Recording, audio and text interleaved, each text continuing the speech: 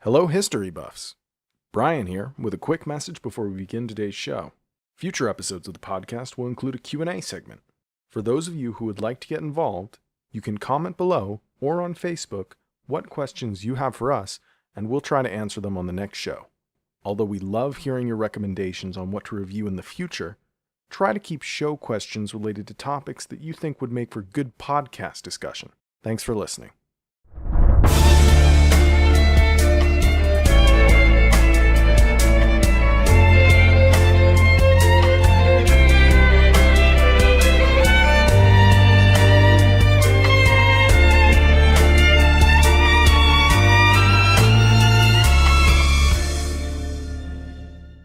Hello, history buffs, and welcome back for another podcast. My name is Nick Hodges, as always, and with me today is Brian McHale. Hello. And as usual, we're going to be doing a little show about a documentary that we'd like to recommend, but this time, however, I won't be recommending a documentary. It'll actually be Brian who'll do it for a change. So I'll just shut up and... I have the keys now, so yes, I'm going to be driving this podcast. You have one shot. Get it right, Brian. Right, yeah. So I don't even know... You know what? I haven't read the comments on the last one, so I'm not sure how well liked I am. So let's see how this does. No, don't read the comments. I mean, there's nothing against you, but there's like one guy was giving me shit because I was talking about Chinese circumnavigating the globe, because I watched like a documentary called 1431 or 1421 when China discovered America or something like that. And people were like, no, that guy has been discredited by the historians. I'm like, okay, I just want to make everything clear that when we're doing these podcasts, we do like a little bit of research, but we haven't spent like ages. Like when I do my film reviews, I spend like 2 weeks just making absolutely sure that what I'm saying is correct for the most part. Right. Well, yeah, and for these, it's just you watch the documentary. Exactly, and we just give our impression of it. But I remember immediately after we were even done, once we were done with the last one, yeah, after we finished recording, I just remember you just sighing and going like, okay, next time I'm gonna need notes. Like, you already knew you were gonna get shit for it. I was like, oh no, I'm so screwed. But actually, this time I won't be screwed. It'll be you, Brian, because you will be in the spotlight and getting shit. Yeah. Well, that's why for this one, I wrote tons of notes. So as I was watching it, so hopefully, I guess I should introduce it then. Yeah. What's the name of the documentary? The name of the documentary is Stealing Lincoln's Body. It's actually a History Channel documentary. Ooh, okay. I know. From 2009, there was a book first, and then they made this documentary. And the thing about it is a story about Lincoln, and everybody knows about Lincoln. Everybody knows about how great Lincoln was and the assassination, but there's a whole little sort of footnote of a story that took place just after he died that I think is really interesting and nobody really talks about. And there's even reasons why it's not talked about. But is it controversial or something? I mean, like, you're saying stealing Lincoln's body. I mean, like, why would someone want to steal Lincoln's body? Well, it's a whole story. I mean, so first off, though, at the beginning of the documentary, it just goes over Lincoln and his funeral. You know, people don't really even mention this so much either. But there was a whole huge thing. It's the first assassinated president. Huge. Nothing like that had happened. So there was like this huge funeral that spanned across cities and things like that. I mean, I'll get into it, but so his death alone is already this giant thing that was going on for a while. But what happened with his remains is it seems like Lincoln just couldn't be left alone. And what's made clear over the course of the documentary is that from the time Lincoln died to the time he was finally put in a complete final resting place, his body was getting shifted all around and things were going on with it for like 30 years, almost 40. Whoa, how did they preserve it back in those times? Well, okay, so what happened was when Lincoln died, he, again, it's a huge event. And so to have that, to sort of commemorate and remember Lincoln, they had this funeral train. And the point was he's going from D.C. to his hometown in Springfield, Illinois. On that journey, they decide, well, we're going to have a huge remembrance of Lincoln. And they stop through 12 cities in this train, in this modified train car that has his body in there. It's like a tour of his body in this open casket. And it goes on for about 2 weeks. The problem with that is everybody wants to see Link in its open casket, except embalming was kind of new at the time, so it wasn't exactly... There were issues with preserving Lincoln.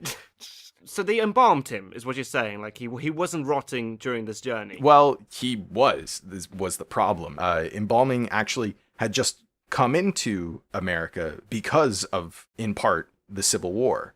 You had all these people who were fighting and all these soldiers that were dying, and then their families wanted their bodies. They didn't want them buried in this battlefield, shallow grave. Lincoln even had one of his sons embalmed. But it was not exactly as advanced as we would have now. And so over this journey, the kind of like morbid tale of it is that they had to keep like reapplying like special makeup to him, and he was re-embalmed several times because his skin was turning colors, and it was just not great for open casket.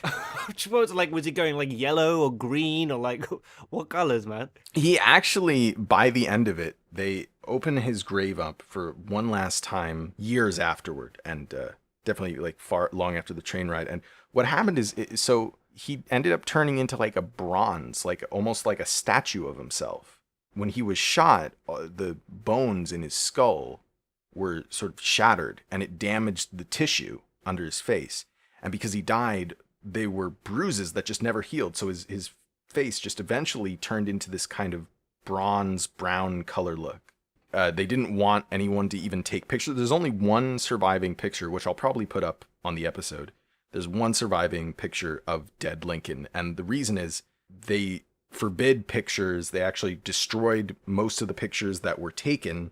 So there's only one left that we know of, because he was starting to look a bit like a mummy, and the eyes pitted and all this sort of... What happened to freedom of the press, though, Brian? I thought you Americans were like hardcore on that shit. Well, we do our best to also burn evidence when we get the chance. Right. So, but like, what about Lincoln's family? I mean, like, I thought that I'm sure that they would have wanted to just have the funeral within a year. Like, I understand if it took, like, 30 months or something, like maybe a couple of years, but, like, why 30 years? Like, why didn't they just let this guy, go to rest? Okay, well, let me be clear. They had, I think they had a few funerals between the cities. And then I think they had another funeral when they took the body again. It's just that, but the fact is, it's not that 30 years they kept this casket open for the public to see. It's just that a few things happened, because basically none of this stuff had happened before. And what the meat of the documentary gets into is that a group of people did want to steal Lincoln's body, and they almost were able to do it, because the kind of security that you would assume just did not exist at the time, because nobody would even think of it. The idea of even grave robbing was not technically a crime, because it was just not a thing you would imagine anybody to do. Right. But like, so was this politically motivated? Like, were they Confederates, or were they just like people wanting to cash in on the popularity of his body? Well, so what it was is they were counterfeiters, and they were kind of gangsters, and they hatched this scheme. There's one of them whose name was called Big Jim Kennelly or something like that. He worked at this bar, and it was like a sleazy dive where all the gangsters would go and all that sort of thing. To give the background for it, what's explained in the documentary is they were counterfeiters, and that's how they were able to get their money. It was just counterfeiting money. And what happened was there was no government currency. The currency was made by the banks all around the country. So there were different kind of banknotes, like they were all over the place. They looked completely different. Any kind of number bill. You're saying like there were like Virginia notes, and then there was Kentucky notes or something like that? Yes. Okay. Yeah, okay. Exactly. And so from there, during the Civil War, costly thing, and they decide, okay, we need to nail this down with government money. So to do that, what they did was they just replace the banks. They started putting out government money. But the problem is, of course, those banks, that paper money was starting to look more universal, which means that people weren't checking the money. They weren't seeing for counterfeits. And so that made things really, really easy for the counterfeiters. But because of that, and in anticipation of that, what was created was something called the Secret Service. Ah, okay. Which had nothing to do with protecting the president at all.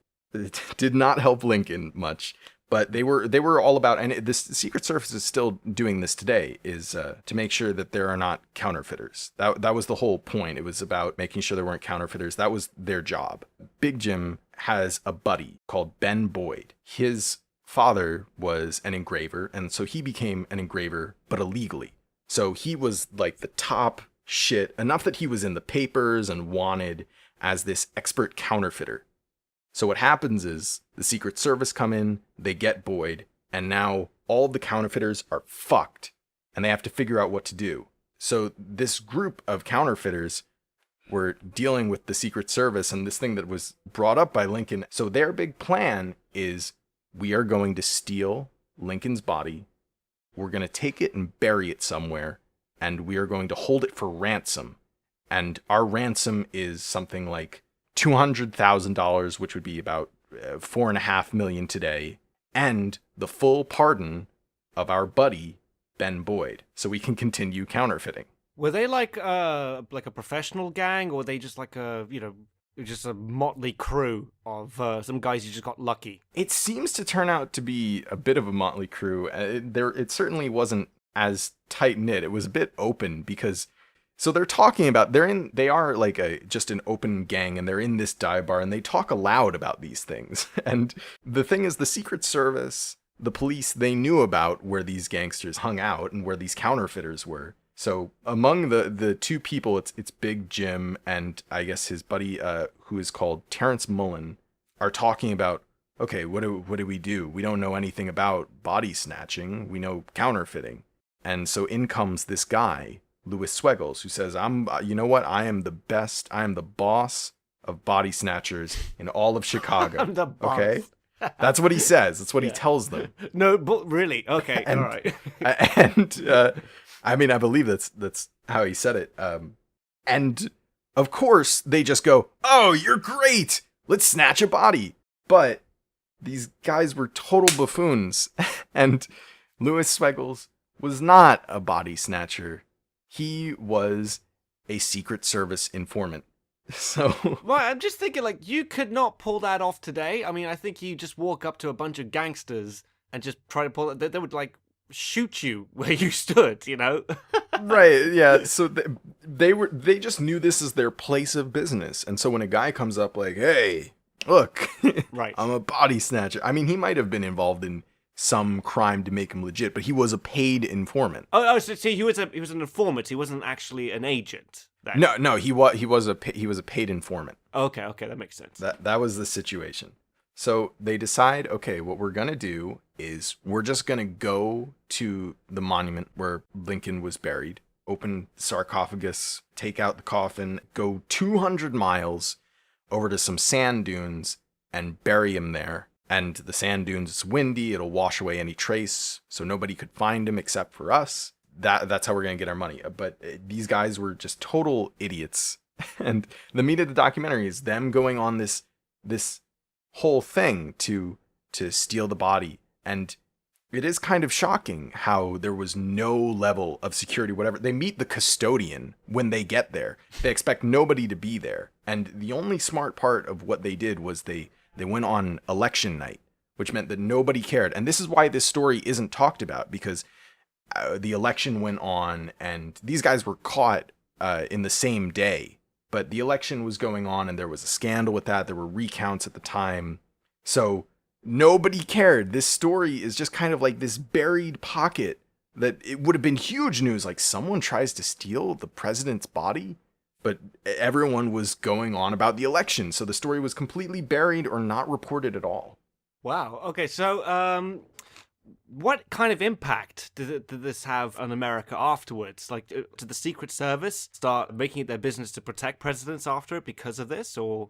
This actually kind of has a little bit to do with that. I mean, there was another assassination. There are some people who don't know how many U.S. presidents have been assassinated. They know Abraham Lincoln and they know JFK. There were two others. There was Garfield and McKinley. And so that kind of led into it more. But what was interesting is the Secret Service was just dedicated as getting counterfeiters. That was their purpose.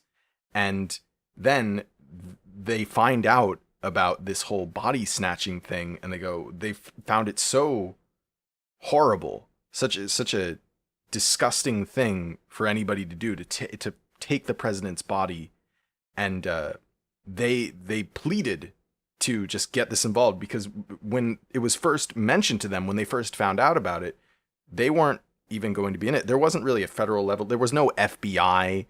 Even when they went on to arrest them, to go on and try and beat them to the punch and arrest them and catch them in the act, they had like a Pinkerton in with them. So there wasn't a big thing. There wasn't an organized force back then. They were thinking, oh, we'll just get the police. Just the police. That's who will stop these guys from stealing the president's body. So this documentary, like, what about it, like, drew you to it? Like, does it have like dramatic reconstructions, or like, do they use pictures? Like, how is it done? In the documentary, they have some kind of, your usual recreated scenes, nothing too major. They actually got a team of people, though, and I think it won an award for this. They took pictures, actual historical photographs of Lincoln, and they made 3D renders of them, and they sort of animated it based on record of how Lincoln would walk. The documentary begins with Lincoln walking down a staircase. They're trying to bring him back to life in some of these photographs. So that's interesting, but also the fact that nobody talks about this. On the last episode we did, I said I'd have to find the name of this one to make sure. And this is the only documentary that I'm aware of that even talks about this event, and it's a really, really interesting event that nobody knows about for some reason. Yeah, I mean, like, I knew nothing about it. I mean, like, for me, the story sort of ended with him being shot in the theater, right? Like, so this crime that was taking place. How soon after his death did this sort of happen? Was it 30 years after? Was it like 15 years after? I think it was about 2 years, because they take him on the funeral train, which I don't know if I mentioned this. It was a train that was never used. It was made for the president to begin with. It was modified into this funeral car, but it was originally going to be like the Air Force One of trains. It was for the president. And so they take him along, and there's a bunch of people saying they want him to be buried at this point in DC. Originally, they wanted him under the Capitol building, but they say, no, we're going to bring him back home. We're going to do all this. And they build this huge monument building that isn't ready for him, so they have to build it. So Lincoln's body is just kind of in this holding area for about 2 years while they build this monument. And this is sort of the second part of the documentary that explains these things. So there was the body snatching attempt, which completely and utterly failed, and it was only because they were idiots. They would have completely succeeded because there were no security measures. Like I said, they see a custodian when they get there, and he just explains the whole building, and it's like, well, what are the protection? They're asking very suspicious questions. Right, but okay. He's just going and taking them through, and he's like, oh no, we just have a padlock. That's the only thing. That's all. They fail at taking the body. They're caught. The jury decides that they only should be in jail for a short time because they seemed like puppets of a bigger guy. Big Jim, the guy who planned this whole scheme, wasn't there to snatch the body. He sent basically his goons to do it. Yeah. And then they're the ones who got sent to jail for it. But so the second half of the documentary is very focused on, well, what are we going to do now? We don't have the security measures in place.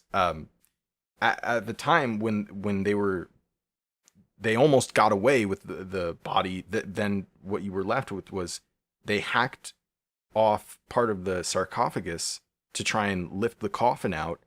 And now you had a coffin hanging halfway out of a sarcophagus. And this guy, the custodian, the caretaker, his name was, I believe, John Powers. He saw this and he's like, I have to do something with it. Tourists are going to be coming. I have to deal with this. And then Lincoln's body is moved in this monument down into a shallow grave in the basement. And they throw a bunch of wood and lumber all over him, so it just looks like a junk pile. And then that's where Lincoln was for maybe 10 years or something like that. It was ridiculous. Do you mean that he was in the warehouse where the Ark of the Covenant was kept, basically? He was in his monument, but people visited and they saw a sarcophagus. And they said, well, Lincoln is in there. That's what the tourists thought. But really, he was in the fucking basement covered in dirt and bricks to make it look like it was just a pile of junk. And that was their best security measure to make sure that nobody would try and touch his body again. That's like almost offensive, that.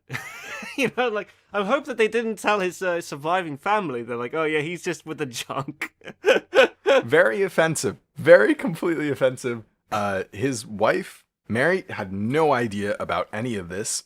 She died, and then, of course, they go, well, what do we do? And they found... Please don't say that they just chucked her in here, there with him. They buried them together in the basement. Oh my god, that is so awful.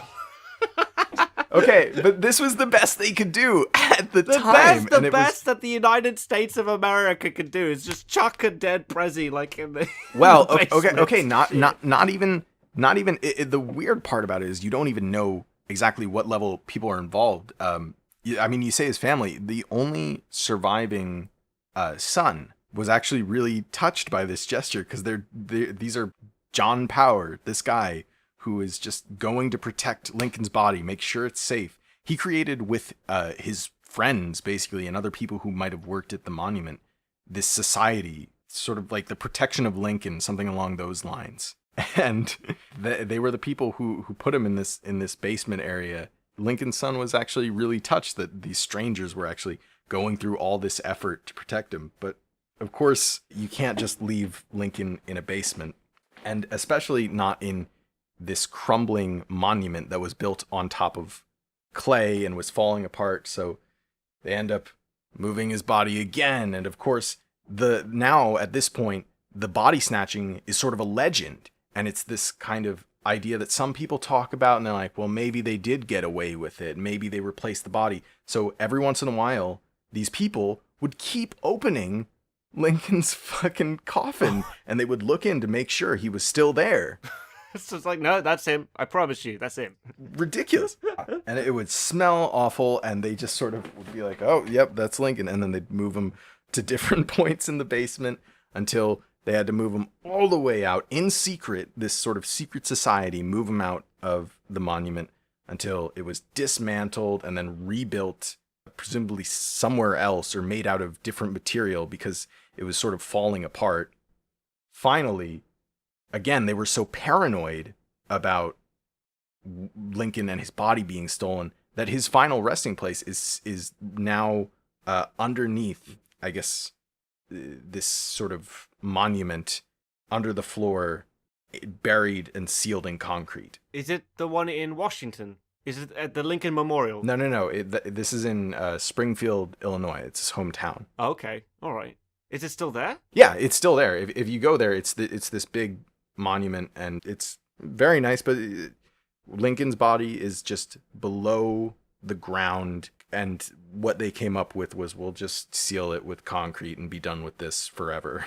And that's what they did. Wow, that's a lot of effort for a dead president. But like, do they change like how they deal with future dead presidents or something like that? Like, because it just sounds like they had no idea whatsoever with what they were doing, and they were sort of like just improvising on the go. Right. Well, so in the span of this 36 years that this is going on, it went from absolutely no security, like a padlock, to around the night, like all security all the time. And they were like, okay, we need to protect this. Surely I don't think there would ever be another president that died that had just a padlock on their memorial. No, dude, now you probably need like a fingerprint scanner or a retina scan, or like, right. They have like round the clock surveillance and all of that stuff. I mean, that sounds fascinating. But that was what happened with Lincoln. Yeah. Shit, I had no idea. Right. Yeah. And this should honestly be made into a movie because there is a heist that is sort of ingenious with a bunch of bumbling idiots, and still the Secret Services only manages, with an informant, they could have maybe gotten away with it. And all these people who just would have never thought that you would steal a body. The whole, even just the train, people don't even talk about, people think it does end with him getting shot and they just imagine he was buried. No, there was a whole train car that drove him around, these open casket, and they had to keep re-embalming him, and he was looking worse and kind of decaying, and there were like people standing by the train, soldiers, and they would just get the smell of him, and you didn't want people coming too close to the open casket. You didn't want people taking pictures because he was starting to look a bit gross. But supposedly embalming him over and over again did get a pretty preserved Lincoln, because they were still checking that coffin 36 years later, and it was Lincoln. He looked a little bronzy, but it was the guy. You know what? I don't think that's the end of Lincoln. I really see, like, in 300, 500 years from now, they're gonna, like, unbury him and, like, put him in a museum somewhere and, like, just stick him up like a mummy or something. I mean, like, that is nuts, dude. It's pretty ridiculous. The fact that just a body could have this entire unrelated journey that lasts like 3 decades.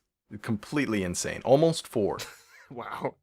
Okay. Well, I think that kind of concludes this week's podcast. Okay. Do you have like an idea for the next documentary? Ooh.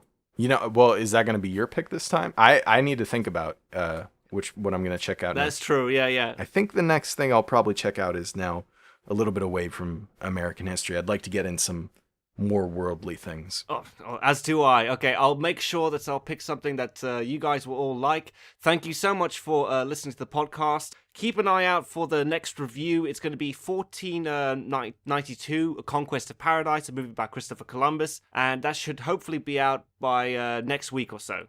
All right, thanks very much, everybody.